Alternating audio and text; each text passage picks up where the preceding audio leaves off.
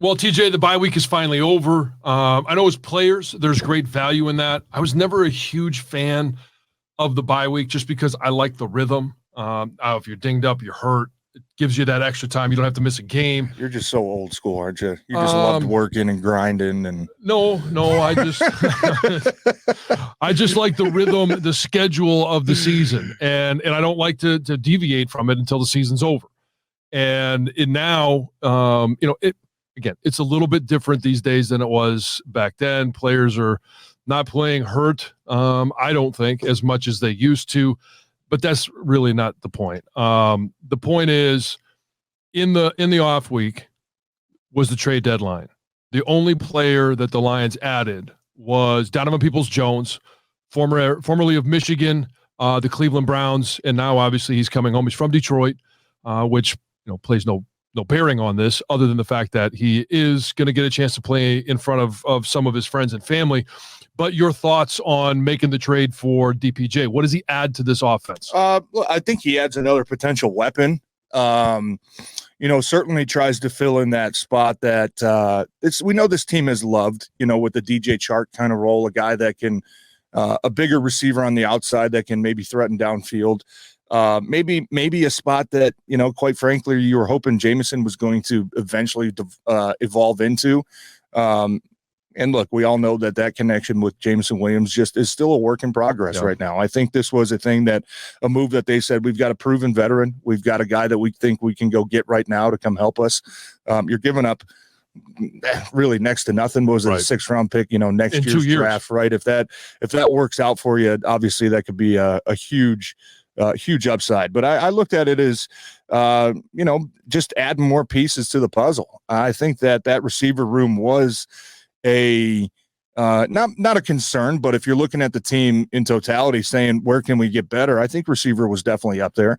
And look, I think like Coach said, worst case scenario now, if you got a guy go down to miss 2 to 4 weeks, right? If Reynolds is going to be out, if you, heaven forbid you lose, St. Brown for a couple weeks, you've got another proven veteran that you can rely on to go out there and not have to change the complete offense. So I think, look, upside, the ceiling, maybe he can be a number 2, number 3 guy that's going out there and giving you, 40, 45 snaps a game and bringing down 5, 6, 7 catches. At minimum, I think he's going to definitely add, hopefully, a spark in the special teams. He's been a guy that's returned punts. He's returned kickoffs. He's got some speed, and he can add some depth that you might need. So I didn't mind the move. The selfish fan in me, I think, like a lot of people, would have loved to see maybe a heavier, splashier move when we saw, especially with some of the pass rushers moving around. But this team, I think they said, look, we're going to add a piece that we're comfortable with. And I think they were counting on improving the roster from within. Once we get back from the bye, we're going to get Montgomery back. We're going to get Jonah Jackson back. We're going to get Frank Ragnow back. Eventually, hopefully, we get James Houston back. Yeah. I think that was a big part of why they didn't feel the need to maybe make a gigantic move, because they're looking to improve from what they already have. Yeah, and in terms of the pass rusher, that's one thing that we kind of all wanted was it's got to be the right character, it's got to be the right price, and it's got to be the right skill set. And if that individual didn't fulfill all of those requirements, they weren't going to go out there. There's a lot of guys out there that, hey, the right character and the right performance, but maybe not at the right price in terms of draft picks given up. And we saw, who was it that went to the Bears? Sweat. Yeah. And he signed a new contract. Maybe that was already in the works with the trade, and the price of giving him that new contract and what you would have had to give up for him wasn't what the Lions wanted to do. Who knows? Yeah. We don't know what they offered. We don't know what they tried to do. There could have been a scenario where, Washington said, hey, we want a 2 for Sweat. And maybe Detroit said, we'll give you a 2. Chicago said, we'll give you a 2. Better. That's about 20 spots higher. Yeah. Right. You just say, okay, we're not going to overpay for him. If you got a better price, go ahead. But yeah, like I said, the selfish fan in me, of course, all of us want, the best names out there and we want to be the most aggressive team. But this team clearly has a plan. They're in year 3 of their plan. They're still building the roster. I think the foundation of this team, they want to bring in the right type of guys maybe before they start to take some of those riskier moves, which I think hopefully, next year might be the year where they say, this is the year we go out. Year 3 is where we want to compete for the division. Year 4 is where we want to turn into a legit contender. But they're a little bit outpacing their own expectations. They're ahead of schedule. But I think next year might be the year where you can say, okay, we've got enough solid foundation that maybe we can start taking a couple chances on guys that, you know what, I don't want to babysit my kids during the week, but I'm glad they're on my side on Sunday. That might be the time to do it. And I think that was pretty clear with what Dan and both Brad said, over the bye week that, hey, we've got a plan. We're kind of sticking to our plan right now. We're comfortable with where we're at. And, we're not going to deviate for that. We're not going to, jump at the carrot dangling right in front of our face and maybe jeopardize the plan going into year 4 and 5. We're just going to stay the course. And I think that's something that, look, I think it's admirable that guys are able to do that and say, we've got a plan. We're going to stick to it. Yeah. DPJ is not a number 1 receiver. They're not bringing him in as a number 1 receiver, but it's twofold for me. It does add depth at that position. And if, he's a guy that last year, now his numbers dropped off this year, and we don't really know why that is. I haven't dissected the Cleveland Browns offense. A ton of quarterback issues over there too. Yeah, but last year he was a guy that had 60+ catches. You add that type of talent to this room, and if somebody does go down, they had to fill the void left by Marvin Harrison. And I'm sorry, not Marvin Harrison. Help me out here. Who was it that just stepped away from football? Oh, Marvin Jones. Marvin Jones. Yeah. So Marvin Jones, when he stepped away, it opened up a spot in that wide receiver room. And now you've got a guy that come in with proven production, can be a big target for you down the field. And he also provides that depth, as you mentioned it, if Khalif Raymond goes down, all of a sudden now you've got a guy that can step in and return kicks, as well as being a wide receiver. But the one area that I wanted to see this team improve on is in the red zone. And I think DPJ is a guy that can help you in the red zone. Is he going to be your number 1 target? No, that's still going to be Amon-Ra St. Brown, but he's a big receiver. He's a big target. It gives you another body to throw the ball to, somebody that maybe be able to go up and get it, and try and improve the production in the red zone. But let's shift our focus now to the task at hand, and that's going out to LA. You're going to be with the team as they take on the Chargers. What have you seen from the Chargers? They're a team with a lot of potential, a lot of talent, one of the best young quarterbacks in the NFL in Justin Herbert, but they're 4-4, and they continually lose games that they shouldn't lose, and their defense is really good. Yeah, they always seem to make a couple mistakes here and there that are like, what the hell are you doing? I mean, having a lead and going forward on 4th and 4 from your own 20-yard line late in the game. It's like, okay, right, a little bit risky, a little bit aggressive. But you're right. I mean, I look at the talent, and these are always kind of tough games to scout, to try to get into a rhythm of, because you only play these teams once every 4 years. With the cross division or the cross conference, these aren't familiar teams. So you're going to have to dive in a little bit more to the scouting part of it, to the trying to pick up on, the tendency part of it, because you haven't played Justin Herbert, right? And that, luckily, you're coming off a bye week. I know the coaches probably put in not only a ton of time self-scouting themselves and the issues that they have and corrections they need to make, but a couple extra days on seeing what you can do against the Chargers. I look at them. I think, defensively, I think it's a really good defense. I do. They can get after the passer. I think they're second in the league in sacks. You got Bosa, you've got Khalil Mack, you've got the rookie, Tui Palolo, I want to say. Good. Yeah. We know what you're talking about. I get those names. I butcher the hell out of those names. Yeah. He's a hell of a pass rusher. They've got Morgan Fox is a guy that I think he's got 5.5 sacks, kind of a third down. They can get after the passer. If you let them, get you into second and longs and third and longs and a 10-point, a 2-score drought where you have to be one-dimensional, they can make you pay. They can make you hurt. They're a solid tackling team, man. Eric Hendricks and Kenneth Murray, linebackers, yeah. Derwin James, one of the best safeties in the league. I look at their defense and I say, they're pretty damn good. Like, this is going to be a challenge offensively. You look at their offense, though, and you say, yes, Herbert is a hell of a quarterback. He's a very legit guy. He's got a cannon for an arm. I just don't really see an identity when it comes to their offense right now. It kind of looks like they just kind of run it once in a while to try to, keep you honest, but they want to throw the ball, 80% of the game. And hell, if you got Justin Herbert, I mean, it'd be hard to kind of deviate from that anyways.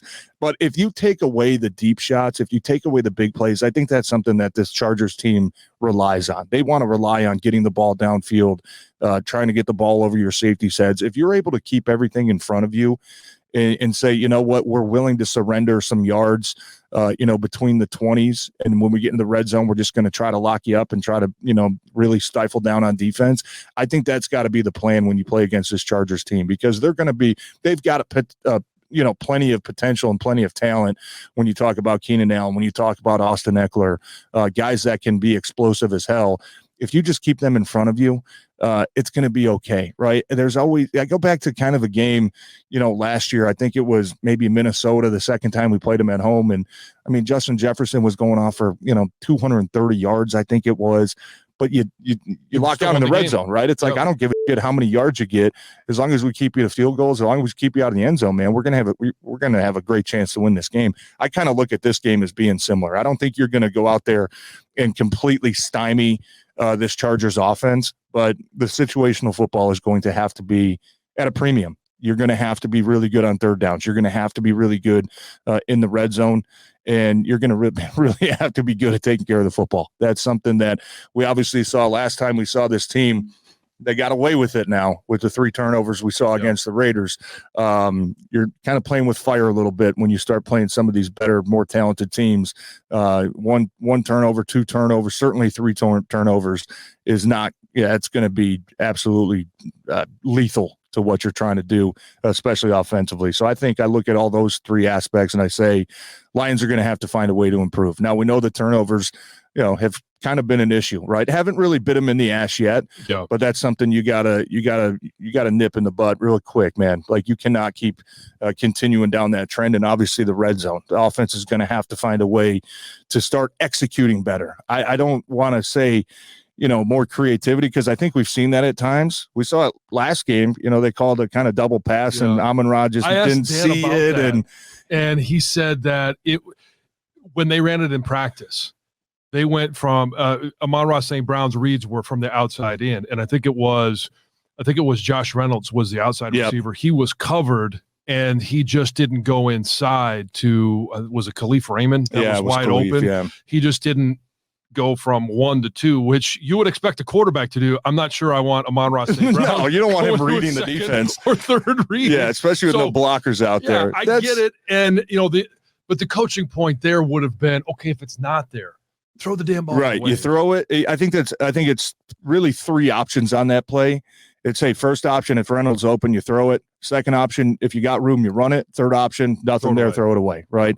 And that was a big play in that game because it took him from 2nd and 1, I think, back to like 3rd and 12. Yeah, those are killers in the red zone, man. Those are hard to pick up. But I want to see, I think, a little bit more quick hitters down in the red zone, right? I think the last couple games, especially going back watching the film, there's a lot of kind of these long developing counter plays and long developing maybe draw plays. It's like I want to see him get downhill a little bit more, because you don't really have time in the red zone with the safeties now, playing 7-8 yards off, right? The corners, everything's kind of compacted. You don't really have a lot of time to let those long developing plays develop, And so I think that might be a change we see a little bit this week. And also I want to see, if they can find ways to, try to utilize one-on-ones more. How can you get Laporta split out, wide with maybe a one-on-one chance against a safety or a linebacker, right? And utilize his skill set. I think those are going to be some things definitely to look for this week, but they're going to have to get better in the red zone. This is a team against the Chargers where you keep settling for too many field goals again. I think that's going to be kind of the recipe for the Chargers as well to sneak out a win. So we're going to see what kind of improvements they've made. We're going to see what kind of self-scouting they've done. It'll be interesting for me, John, really offensively speaking, to see what kind of tendency breakers we see this week, because I don't want to say teams have really been locking in on the offensive game plan or their execution, but you can start to see a lot of patterns developing with this offense. And hey, every time they do this, they do that type of issue. So I want to see what kind of wrinkles Ben Jansen has coming out of the bye week this week. Well, here's a wrinkle I'd like to see down in the red zone, especially, this team is going to get healthy. Offensive line should be back to full strength. Frank is back. Jonah Jackson's back. Graham Glasgow has earned the right to have that starting right guard job. So you're going to be at full strength. You get Montgomery back in the backfield. I would love to see them split everybody out. Have Montgomery in the backfield, but then you've got Laporta, as you mentioned, split out. How do they match up with that defensively?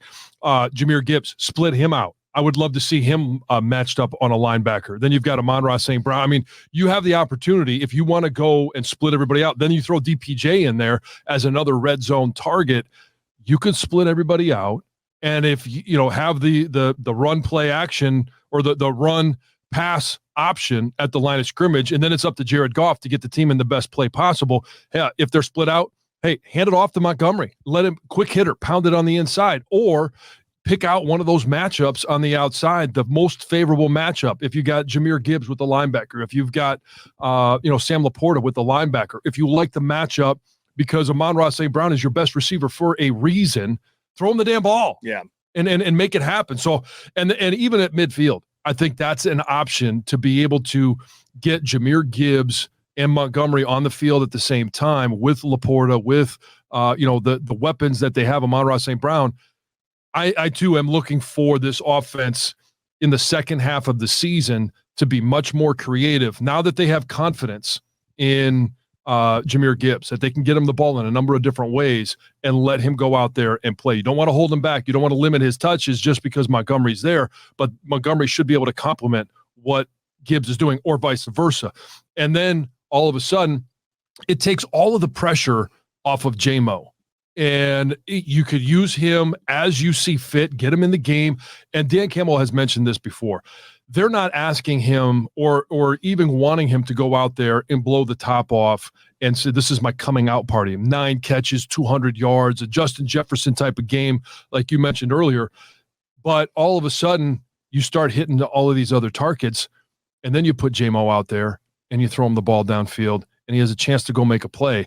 I think that's where you could take some pressure off of him, and he can be the player that you want him to be and doesn't have to be the focal point of this offense. Yeah, I don't think you need to really feel the need to force the ball to Jameson Williams, right? I think we've kind of seen that the last couple games, right? It's kind of, hey, just get him the ball, right? Let's see what he can do, right? And unfortunately, like I said, that connection just hasn't been a strength right now. Now, I think both of us will sit here and say we're not giving up hope on that. I think there's certainly time for them to develop that, but you just say where you're at the point of the season, you're week 10.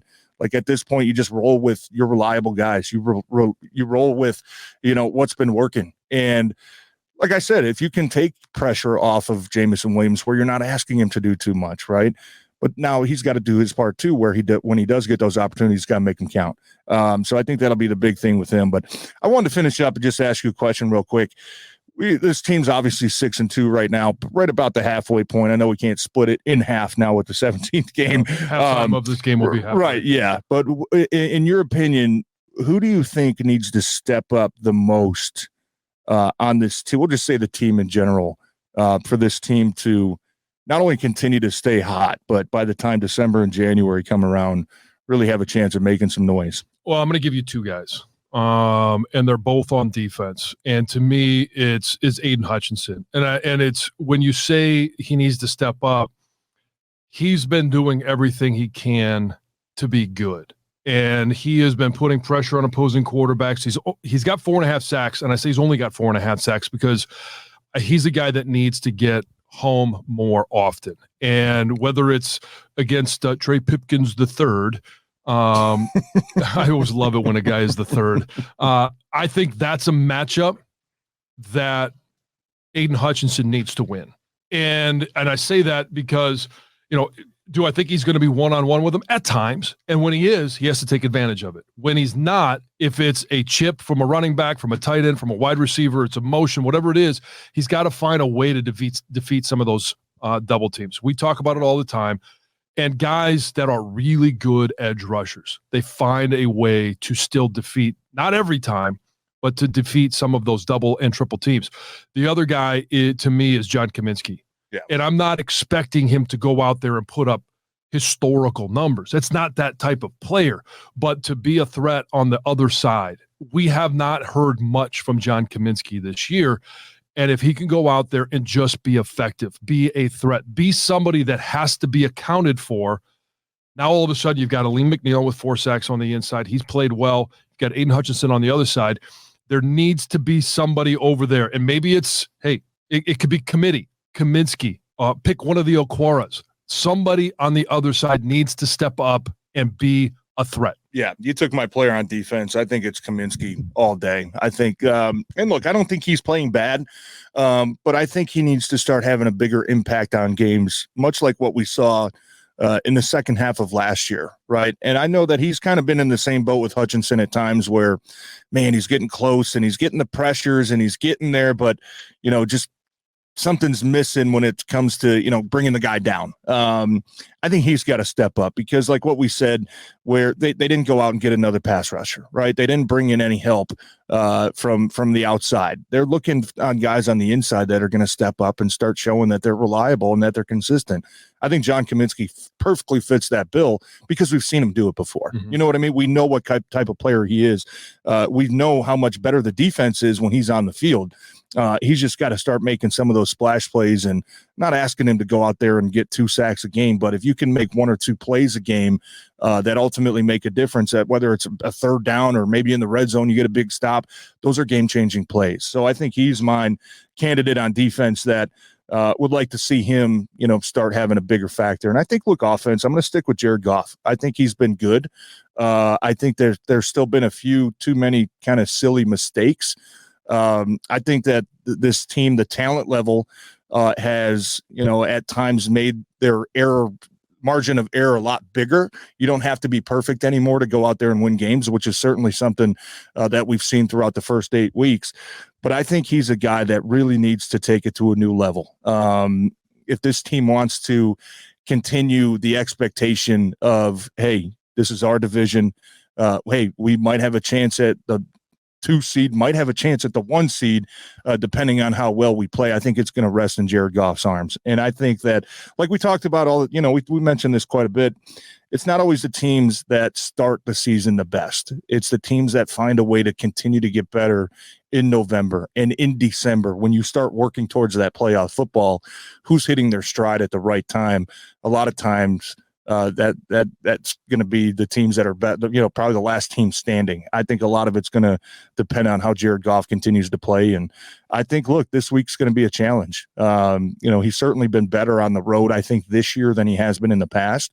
But I think this is going to be a really tough road test. If he's a guy that can step up, take his game to a new level, make the throws that are there, stay confident, stay on time, and take care of the football, I think the rest of this team has proven that they're talented enough to go out there and help win games. So I look at Jared Goff. I want to see him take it to a new level as well. So let's wrap it up. Who wins? I think the Lions are favored by 3 the last I saw, which let's give it 3 and a hook. 3.5. I don't want to push. Yeah, I mean, that is kind of surprising to me. I think these teams are pretty even, to be honest with you, talent-wise at least. You know what? I think the Lions get it done. I do. I don't know, man, that 3.5. Yeah, I'm going to say they win, but I think they don't cover. I think they win by a field goal. You know what? I think this is going to be a walk-off Riley Patterson 28-20, 30, 28 type of win. You know what? I think that I'm not very comfortable saying it, but I think I'm trying to will it. I'm trying to will it into existence to try to make us feel better moving the rest of the season forward to see him nail a game-winning kick. I think the Lions do get it done. Look, they're coming off a bye. They're getting healthy at the right time. Chargers, they played Monday night on the East Coast, right? They're kind of missing a day or two of rest themselves. I think this is a great opportunity for this team to show that what they did in the first half was not by mistake. This is who they are. And for me, this is a game that I think you go out to the West Coast and you take care of. 7-2 would pretty damn nice. So, hey, TJ and I will be back on Monday to recap. I believe, although it's going to be a late game, are you going to be able to make it in on Monday? Yeah, we should be all right. Okay. As long as we don't have any playing issues. Which has been epidemic. I'll be tired, but I'll be here. All right. Well, we'll bring you the breakdown of the game early next week. We'll plan on Monday as long as the plane arrives on time. Thanks for listening to Necessary Roughness.